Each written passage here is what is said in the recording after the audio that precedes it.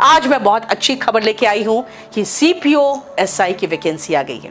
और सीपीओ में आपको पता ही है, दिल्ली पुलिस की वर्दी लोग बहुत पसंद करते हैं।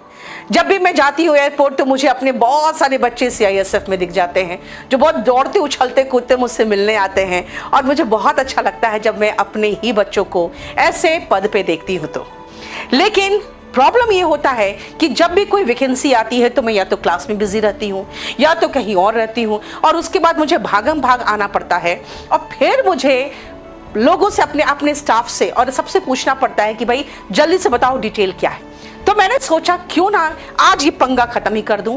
जो हमारे केडी कैंपस के सबसे टॉप मोस्ट मैनेजमेंट पे बैठे हुए हैं, उनको मैंने कहा कि भाई ये भार आप संभालो, क्योंकि केडी कैंपस में हर तरह की वैकेंसी के बारे में सारे बच्चों को पूरा कंप्लीट डिटेल बताने की जिम्मेदारी जिसकी है, जो हमेशा हर बच्चों के साथ खड़े रहते हैं, उनका हर समस्या, यहाँ तक कि उनको टाइम टेबल भी बना के देते हैं। मैंने पूछा भी भाई कितना ही वेला बैठे हो तुम जो टाइम टेबल तक बच्चों को बना के देते हो।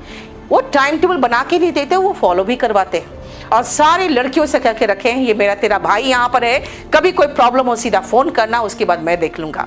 तो मैं चाहती हूँ कि आज के बाद ऑनलाइन पे भी जितने भी तरह की वैकेंसी आए वो जिम्मेदारी संभाले, क्योंकि उनको एक एक वैकेंसी के बारे में कंप्लीट डिटेल मालूम है, जिससे मैं जानकारी लेके भी आती हूँ जब भी मुझे भी बताना रहता है। तो मैं वेलकम करती हूँ आज इस कंप्लीट बोझ को अपने सर से उतारने के लिए। और आज के बाद ये पूरा कंप्लीट डिटेल आपको बताएंगे मयंक यादव। मयंक हमारे केडी कैंपस के बहुत, जिसको मैं कह सकती हूँ बहुत ही मजबूत पिलर है, जिन्होंने हमारे साथ करीबन पिछले 5-6 सालों से लगातार खड़े हैं साथ में। और आज तक ये कभी भी जिसको कहते हैं ऑन कैमरा नहीं आते हैं जल्दी। तो मैंने कहा कि अब इस मामले में कम से कम आप संभालो और इस वैकेंसी के बारे में आप डिटेल बताओ। हालांकि इस वैकेंसी में मैं कह सकती हूँ कि आपको मेरा भी बहुत काम पड़ेगा, क्योंकि आपको अच्छे से पता है कि 250 मार्क्स की तो इंग्लिश होती है। लेकिन अभी मैं चाहती हूँ कि कंप्लीट डिटेल जो होगा उसके बारे में आपको मयंक यादव बता दे। बताओ क्या है ये वैकेंसी, कब आया है और क्या है इसमें। पहली बात तो मैं मैम आपको थैंक यू बोलना चाहूँगा। ऑफलाइन के साथ साथ आपने मुझे ऑनलाइन भी मौका दिया बच्चों को गाइड करने के लिए। और जैसे आपको पता ही है कि ऑफलाइन में बहुत बच्चे मेरे को जानते भी हैं कि जितनी भी वैकेंसी आती हैं या कुछ भी रहता है वो सारी चीज़ें आके मैं बच्चों को यहाँ बताता हूँ। और आज से फिर ये ऑनलाइन भार भी मैं अपने कंधे पर लेता हूँ। जितनी भी आगे वैकेंसी आएंगी उन चीज़ के बारे में मैं आके यहाँ पर डिस्कस करूँगा इस चीज़ को। देखो आज हम आए हैं सीपीओ के लिए। सीपीओ सबसे जो कह सकते हैं कि ड्रीम जॉब होती है बच्चों की, कि भाई वर्दी वाली जॉब चाहिए। और दिल्ली एसआई सबसे अच्छी जॉब बच्चे मानते हैं कि यार पूरी ज़िंदगी हमें दिल्ली के दिल्ली में रहना है, और पहली ही पोस्टिंग आपको सब इंस्पेक्टर के उसमें रूप में मिलती है यहाँ पर। आज ये फॉर्म रिलीज़ हुआ है, जिसकी जो डेट है, पहली सबमिशन डेट है, मतलब जो फॉर्म खुले हैं आपके 4 तारीख से लेके 28 तारीख तक के लिए खुले हैं। ध्यान रखना 4/3 से लेके आपके 28/3 तक आपके फॉर्म रहेंगे। दूसरी चीज़ है जो लास्ट डेट है उसकी वो 28 है, 28/3। एक चीज़ ध्यान रखना, आप लास्ट डेट का ना बिल्कुल वेट मत करना। आपको पता होगा अभी DSSB के फॉर्म जब सबमिट हो रहे थे, लास्ट के 2 से 3 डेज आपकी वेबसाइट नहीं चल रही थी और हर बच्चा परेशान था और मेरे को मैसेज कर रहा था कि भैया हमारे फॉर्म सबमिट नहीं हो रहे हैं, पिक अपलोड नहीं हो रही है, बैक आ रहा है बार बार। तो इस चीज़ का ध्यान रखना, कोई भी फॉर्म आता है आप उसके बारे में अच्छे से जानकारी लें। यहाँ मैं आपको सारी जानकारी बता दूंगा और मैम भी उस चीज़ के बारे में बता देंगी। देन उसके बाद वो सारी चीज़ें सुन के आप फॉर्म भरना आप स्टार्ट कर दें। उसमें ये टाइम ना दें कि यार 27 तारीख और 28 तारीख में भरेंगे, लास्ट डेट पर भरेंगे। इस चीज़ का वेट बिल्कुल ना करें। इस चक्कर में ऐसा हो सकता है कि लास्ट टाइम पे साइट इतनी बिजी हो जाए कि वो चल ही ना पाए और आप 1 साल अपना बर्बाद कर दो। चलिए, तो एक तो मुझे बहुत अच्छी चीज़ दिखी है इसमें कि जो विंडो फॉर एप्लीकेशन है फॉर करेक्शन, वो ये खोल रहे हैं जो पहले अवेलेबल नहीं था। और 30 और 31 को, यानी बच्चे सोचो पूरा फॉर्म सबमिट वगैरह करने के बाद अंतिम डेट भी पार हो जाए, तब भी वो 2 दिन उनके लिए आपके खुले हैं कि आप अपने कोई भी गलती कर दिए हो तो उसको कंप्लीटली सुधार लो। और एग्ज़ाम का डेट है 9, 10 एंड 13 मई। तो मैं ये सजेस्ट करूँगी कि अगर आप अभी तैयारी कर रहे हो तो आप मई में एग्जाम है उसके लिए अगर आप बैच लोगे तो वीओडी बैच लेना बहुत हेल्पफुल होगा। अपने स्पीड में आप देख सकते हो और बहुत ढंग से तैयारी कर सकते हो। मुझे एक बात बताओ, इसमें जो वैकेंसीज है ये किस किस पोस्ट पे है? इसमें जो वैकेंसी होती है आपको पता है ये सब इंस्पेक्टर पोस्ट के लिए होती है। जितनी भी पैरामिलिट्री फोर्सेज होती हैं उसमें जो सब इंस्पेक्टर जाते हैं वो सीपीओ के थ्रू ही जाते हैं। अच्छा, एक चीज़ और मैं बताता हूँ, इसमें दो कैटेगराइज डिवाइड कर देते हैं ये। एक तो दिल्ली पुलिस सब इंस्पेक्टर और दूसरा जितने भी जीडी में सब इंस्पेक्टर होते हैं वो भी सीपीओ के थ्रू ही आपके जाते हैं। जैसा आप यहाँ देख भी रहे होगे, सब इंस्पेक्टर जीडी इन सीएपीएफ। इसमें क्या होता है, जितनी भी पैरामिलिट्री फोर्स हैं वो जीडी एसआई मतलब जीडी के जो सब इंस्पेक्टर होते हैं, जैसे जीडी का एक कांस्टेबल का होता है, आपका पेपर कांस्टेबल बनते हो, उन्हीं के जो ऊपर अधिकारी होते हैं एसआई, वो सीपीओ के थ्रू जाते हैं। एक चीज़ मैं आपको बताना चाहूँगा कि जब आप जीडी में सब इंस्पेक्टर में जाते हो तो ग्रुप बी की जॉब में जाते हो और जो पे स्केल रहता है आपका वो 35,400 से लेके 1,12,400 के बीच रहता है। लेकिन जब आप दिल्ली पुलिस में आप आते हो तो उसमें आपका जो ग्रुप है वो चेंज हो जाएगा और वो सी ग्रुप में आप आ जाओगे, लेकिन पे स्केल 6 और लेवल 6 रहेगा और जो सैलरी का वो है वो सेम ही रहने वाला है। मैं तो भाई यस, मैं सिर्फ दो लोगों से वाकिफ रहती हूँ, एक दिल्ली पुलिस सब इंस्पेक्टर से और एक सीआईएसएफ में।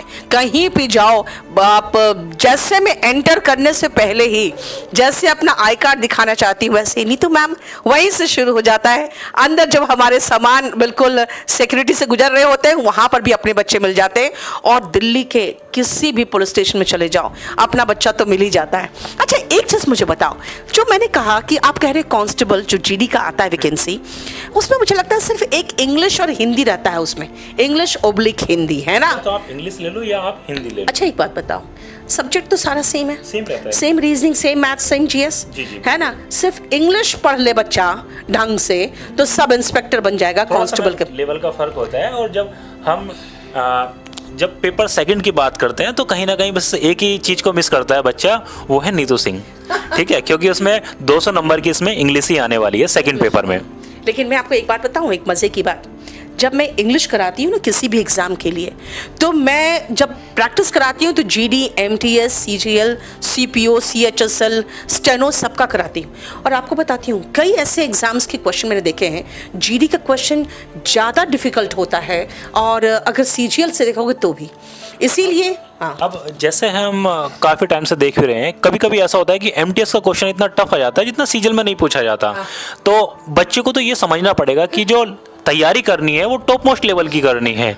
चाहे आप जीडी का पेपर दे रहे हो, चाहे आप एमटीएस का पेपर दे रहे हो, पता नहीं कौन सा क्वेश्चन कहाँ से आ जाए और किस लेवल का रहे। एमटीएस का तो हम लोग कहने लगे most talented staff, multitasking staff नहीं, मोस्ट टैलेंटेड, क्योंकि क्वेश्चन का लेवल बहुत बढ़ा देता है।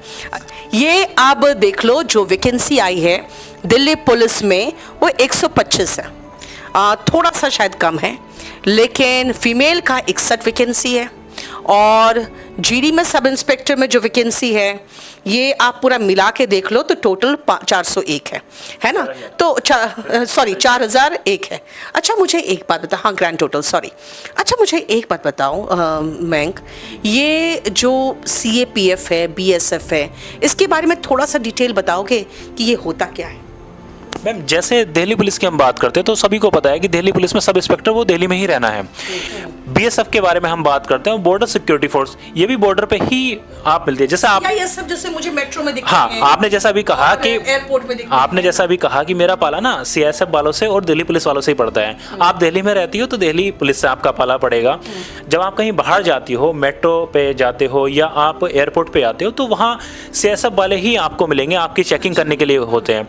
और सबसे अच्छी बात आपको ये मिलेगी, सीएसएफ में अगर आपका मेट्रो सिटी है तो वहाँ के जो अलायंस हैं वो अच्छे हो जाते हैं आपके।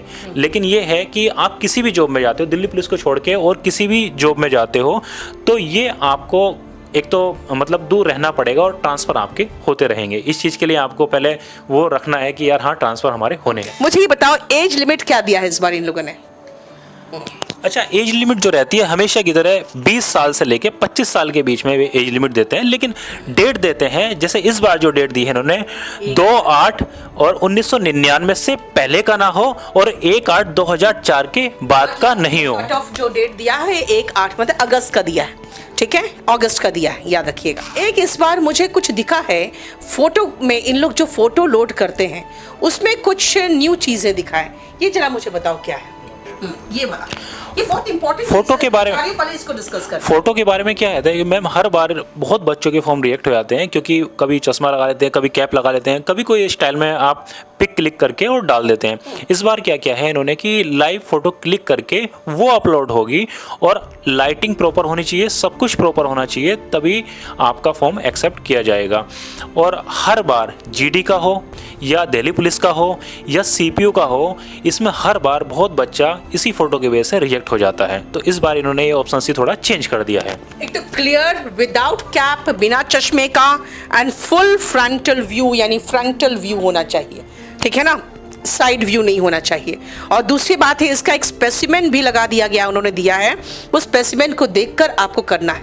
याद रखिएगा, are advised to recapture the photograph in case the photograph captured is not as per acceptable specimen। उन्होंने एक स्पेसिमेन भी दिया हुआ है नेक्स्चर 11 में, उसको भी देख लेना अच्छे तरीके से। एक मेन चीज़ यहाँ आती है कि ड्राइविंग लाइसेंस, बच्चों के 2-3 मेन इशू होते हैं जो हर बार बच्चा पूछता है दिल्ली पुलिस के लिए और सीपीओ के लिए। सीपीओ के लिए बच्चा पूछता है कि अगर मैं दिल्ली पुलिस में जाना ही चाह रहा हूँ और मेरी तैयारी बहुत अच्छी है और मैं हो ही जाएगा मेरा सिलेक्शन, तो पूछता है कि ड्राइविंग लाइसेंस की ज़रूरत कब पड़ती है। पहली चीज़, ड्राइविंग लाइसेंस जब आपका फिजिकल होता है, मतलब जब फिजिकल के लिए आपको बुलाया जाएगा, पेपर 1 के बाद आपका फिजिकल होता है, उसके बाद पेपर 2 होता है। तो पेपर 1 के बाद जब फिजिकल हुआ, उस फिजिकल में आपके पास LMV मतलब लाइट मोटर व्हीकल आपके पास होना चाहिए, और टेम्परेरी नहीं चलेगा कि जो होता है ना कि 1 महीने लर्निंग वाला जो होता है मैम, वो नहीं चलने वाला। उनको लर्निंग के बाद बेटा 1 महीने के बाद वो बनता है ना, हाँ, परमानेंट। वो 1 महीने के बाद उनको परमानेंट टेस्ट देना पड़ता है, देन उसके बाद हाँ अभी लर्निंग बनवा के रख लें, और जब तक फिजिकल आएगा तब तक आपका वो परमानेंट हो जाएगा। ये एजुकेशनल क्वालिफिकेशन क्या है, क्या ये अप्लाइंग भर सकते हैं जो अभी बैचलर में है, जो कंप्लीट करने वाले हैं वो क्या भर सकते हैं? बिल्कुल सही। दूसरा सबसे मेजर क्वेश्चन रहता है बच्चों का कि इस बार हमारा फाइनल ईयर है, तो क्या हम अप्लाई कर सकते हैं? हाँ जरूर कर सकते हो, लेकिन आपका रिजल्ट 1/8/2024 से पहले आ जाना चाहिए। ऐसा नहीं हो कि आपका रिजल्ट लटका रहे या आपकी कोई बैक रह रही है, कोई बैक नहीं होनी चाहिए, क्लियर रिजल्ट आपका होना चाहिए 1/8 तक। अदरवाइज अगर आपका नहीं आ पा रहा है या आपको लग रहा है कि कुछ यूनिवर्सिटी थोड़ा लेट कर देगी, तो आप फॉर्म बिल्कुल भी मत भरना, लेकिन अपियरिंग भर सकते हैं। स्कीम ऑफ एग्जाम है वो सबसे मेन चीज़ है, क्योंकि इसमें तो मैं अपना घमंड दिखाऊंगी ना।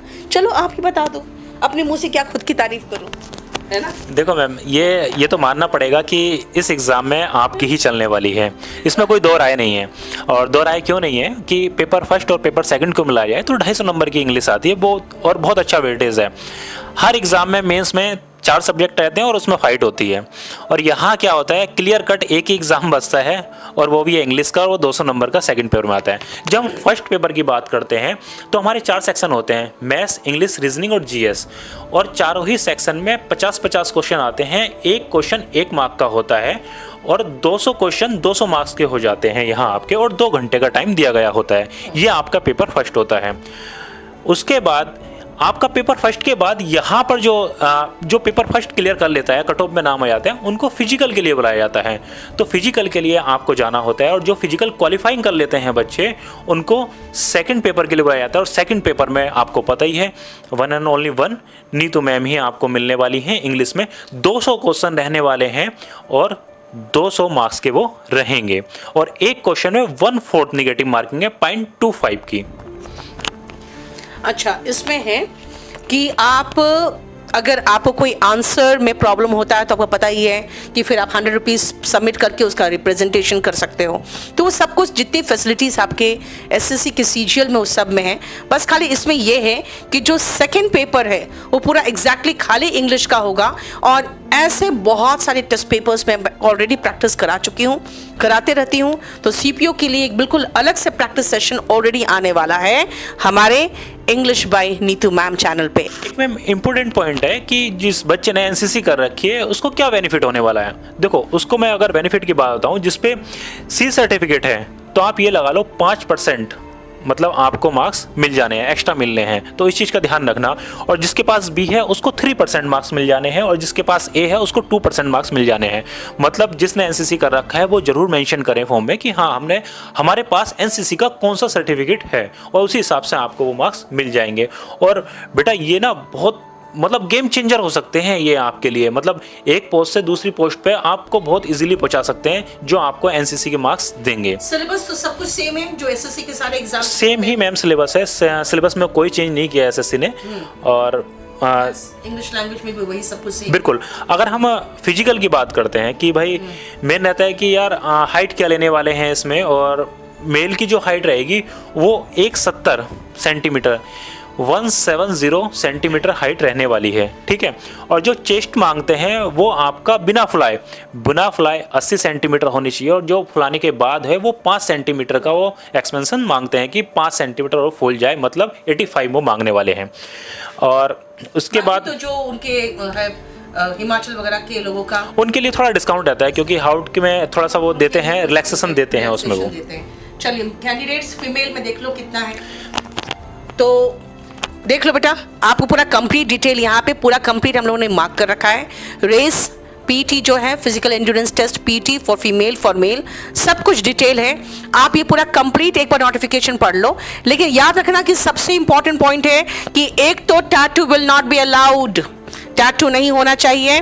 और किस तरह का टैटू नहीं अलाउड है बेटा, वो भी आप कह सकते हो कि tattoos will be allowed as per following stipulations only. कि अगर कंटेंट क्या हो सकता है, लोकेशन कहाँ के लोग हैं जो टैटू एक ट्रेडिशनल रूप में ही इस्तेमाल करते हैं, उनको अलाउड है। साइज कितना हो सकता है मैक्सिमम। और याद रखिएगा कि रिलीजियस सिंबल्स ऑफ फिगर्स जो होते हैं ना, वो कुछ जगह पे अलाउड होते हैं, कुछ में नहीं होते हैं। इसलिए ये पूरा कंप्लीट डिटेल टैटू वाले ज़रूर याद रख लेना। और टैटू मिटाना भी बहुत मुश्किल होता है, नहीं तो इसीलिए पूरा कंप्लीट डिटेल जो है ये आपको अभी हम लोग केडी लाइव टेलीग्राम चैनल पे लोड कर दे रहे हैं, और कंप्लीट इसका डिटेल देख लेना। एग्ज़ाम के नोटिफिकेशन आ चुके हैं, इसीलिए आप याद रखना कि आप बहुत बढ़िया तैयारी करो। केडी लाइव केडी कैंपस आपके साथ हमेशा है। यहाँ पर इस चैनल पे इंग्लिश बाय नीतू मैम में मैं इंग्लिश में आपको पूरा कंप्लीट साथ दूंगी। आप हमारे साथ तैयारी करोगे सीपीओ का, मैं इंश्योर करती हूँ अच्छा से तैयारी करो। अगर दिल लगा के करो और आप पूरा कंप्लीट फिजिकल स्टैंडर्ड पूरा कर रहे हो, और अगर फिजिकल पास कर जाओगे तो बस रिटर्न जो है उसको पास कराने की गारंटी हमारी। एक चीज़ मैं यहाँ ऐड ऑन करना चाहूँगा और बच्चों को इस चीज़ के लिए बोलूँगा कि जो भी बच्चा अगर फिजिकली सही है और मतलब उसकी हाइट 170 से ऊपर है, मैं आपको ये ज़रूर बोलूँगा कि आप सीपीओ का पेपर एक बार ज़रूर दें। उसका रीज़न ये है कि जब आप सीजीएल या सीएचएसएल का एग्ज़ाम देते हैं तो आप ये लगा लो कि हर कैटेगरी का बच्चा बैठता है। कैटेगरी का मतलब मेरा ये है कि जिसकी हाइट छोटी है वो भी बैठेगा, जिसके चश्मे लगे हैं वो भी बैठेगा। लेकिन यहाँ सीपीओ में कंपटीशन थोड़ा सा कम हो जाता है। पहली बात, हाइट के चक्कर में छट जाते हैं। दूसरा, जिनके लेंस लगे होते हैं वो छट जाते हैं। थोड़ा सा एक कंपटीशन आपका यहाँ कम हो जाता है। तीसरी चीज ये होती है कि जो फिजिकल क्वालिफाई नहीं कर पाते वो सेकंड फेज में ही छट जाते हैं, मतलब पहला पेपर के बाद दूसरा जो फिजिकल होता है उसमें छट जाते हैं। तो कंपटीशन बहुत मैम कम हो जाता है यहाँ पर बच्चों के लिए एज कंपेयर टू सीजीएल और सीएचएसएल में।